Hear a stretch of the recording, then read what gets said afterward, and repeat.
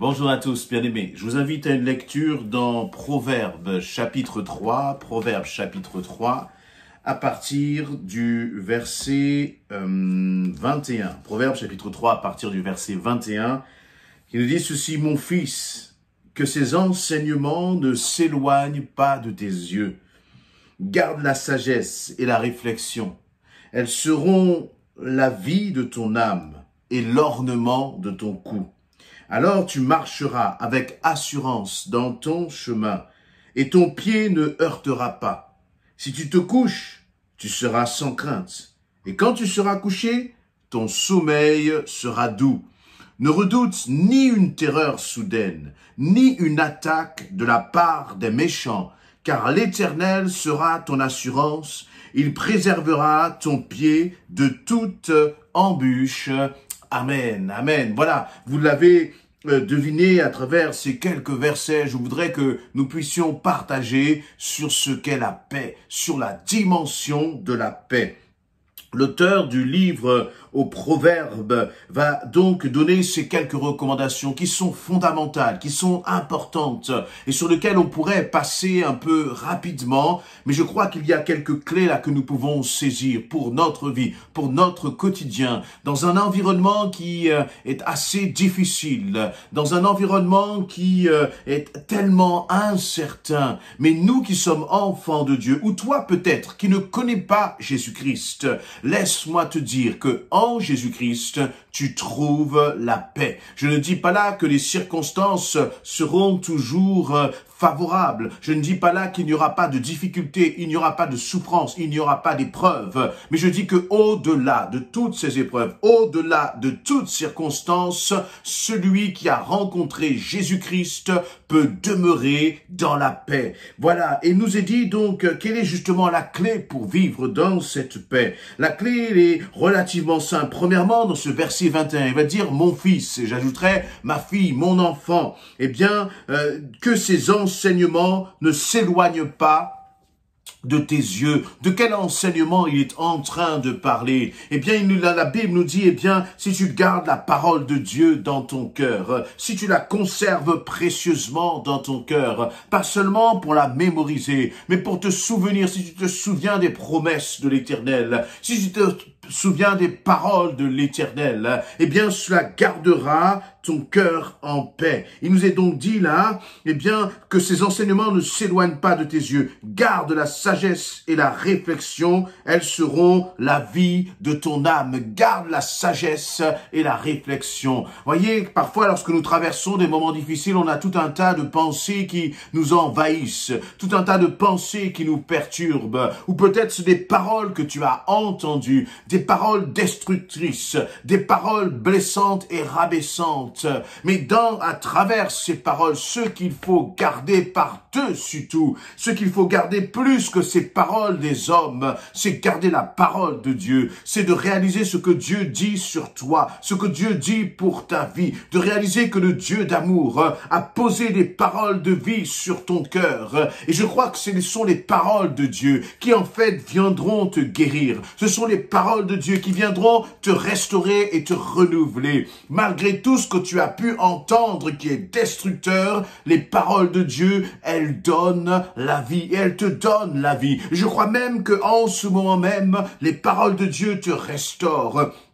Les paroles de Dieu, elles sont comme, voyez, ces nuages qui sont gris là et qui viennent assombrir ton ciel. Eh bien, lorsque les paroles de Dieu viennent sur ton cœur, elles soufflent sur ces nuages et ton ciel devient bleu. Et là, l'Éternel nous dit, eh bien, garde ces paroles, ne t'en éloigne pas, ne les éloigne pas de tes yeux. Et j'aime cette image parce que justement, à chaque fois que nous commençons à prêter trop attention aux circonstances, à chaque fois que nous commençons à prêter trop attention à ce que les autres disent, aux paroles blessantes parfois même, aux paroles rabaissantes, eh bien, c'est comme si les paroles de Dieu s'éloignent de nos yeux, alors que nous devons garder nos yeux fixés sur ce que Dieu a dit. Nous devrions même proclamer, vous avez dit ceci, mais voici ce que Dieu dit, voici ce que la parole de Dieu dit. Et le Seigneur dit, eh bien, que si tu gardes ces enseignements dans ton cœur,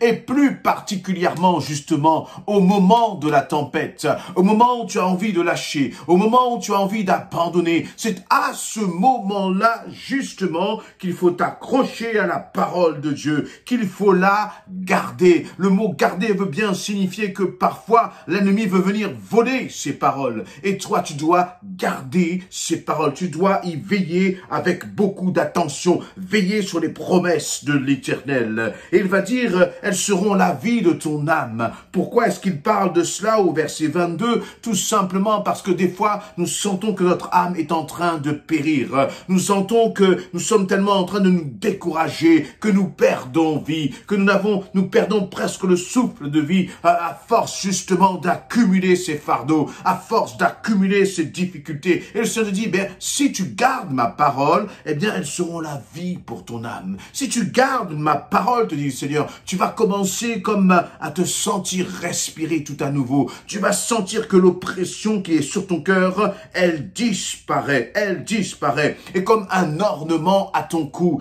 toujours dans ce verset 22. Vous voyez, il compare donc les paroles de l'Éternel, les enseignements de l'Éternel comme quelque chose de précieux, comme un magnifique bijou qui est là autour de ton cou. J'aime aussi cette dimension d'enseignement. C'est encore un peu différent du terme parole. Les paroles, on les entend et elles passent. L'enseignement, c'est quelque chose qui nous transforme. C'est quelque chose qui nous rend plus forts. C'est quelque chose qui nous rend plus grands. C'est quelque chose qui nous affermit. C'est quelque chose qui nous fait grandir, comme l'enfant qui va à l'école et il apprend. Et puis à chaque fois qu'il apprend, eh bien, le savoir est une réelle arme pour lui. Et il devient plus grand, plus fort, plus intelligent, plus de connaissances. Et je crois que dans la dimension spirituelle, c'est la même chose.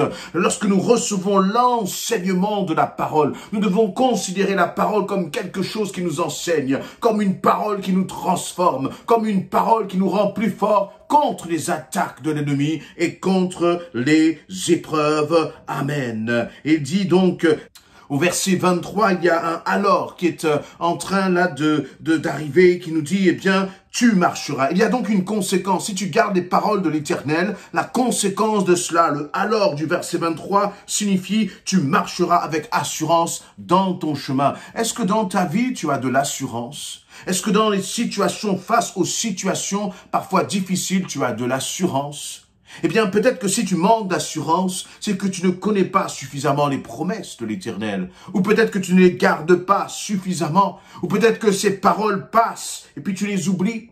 Eh bien, mon ami, mon frère, ma sœur, je t'invite vraiment à conserver les paroles de l'Éternel dans ton cœur, à les méditer, à les répéter et à les proclamer même parfois à haute voix. Et puis lorsque tu vas commencer à faire cela, eh bien il y a ce alors-là qui va se produire dans ta vie. Quel est ce alors? C'est que tu marcheras avec assurance dans ton chemin et ton pied ne heurtera pas, tu ne tomberas pas, tu ne te blesseras pas. Il y aura des attaques. Le chemin pourra paraître parfois difficile. Le chemin de la vie pourra paraître parfois rocailleux. Mais comme toi, tu as manifesté un amour pour l'enseignement de la parole, eh bien, sur ce chemin, tu tiendras bon. Sur ce chemin, tu seras plein d'assurance. Quelle est ta marche? Est-ce que ta marche est une marche angoissée? Est-ce que ta marche est une marche de peur? Ou est-ce que ta marche est au contraire une marche dans cette vie qui est pleine d'assurance, pleine d'assurance?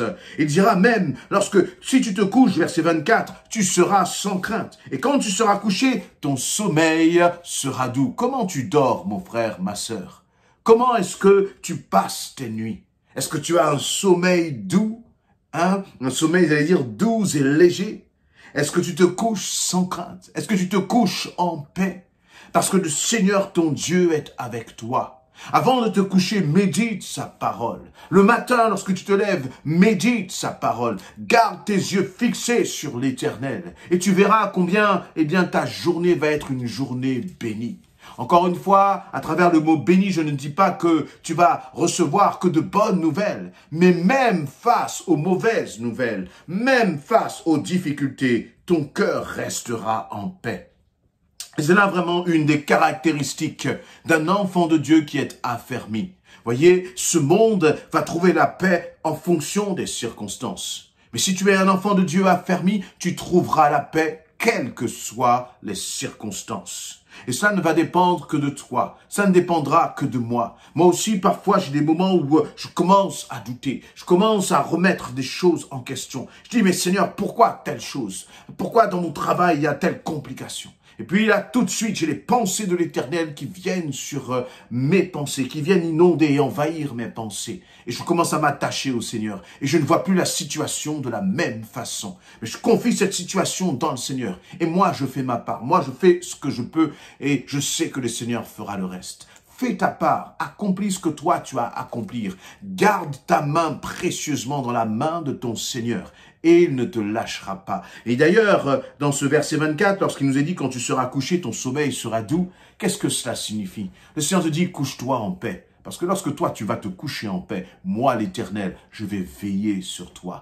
Moi, l'Éternel, je prends soin de ta situation. Alors, ne crains pas. Verset 25, il nous est dit, ne redoute ni une terreur soudaine, ni une attaque de la part des méchants. Que t'ont dit les méchants? Que t'ont dit tes détracteurs? Que t'ont dit ces personnes peut-être qui te haïssent? Qu'a dit l'ennemi sur ta vie? Peu importe tout cela. Ce qui compte, c'est que le Seigneur te dit, il n'y aura pas une attaque de la part des méchants. Ne redoute pas, n'aie pas peur. Voyez, ni ne redoute une terreur soudaine. Satan va toujours essayer de nous impressionner. Il va essayer de s'agiter, de crier, de proclamer des diagnostics qui sont impossibles aux hommes.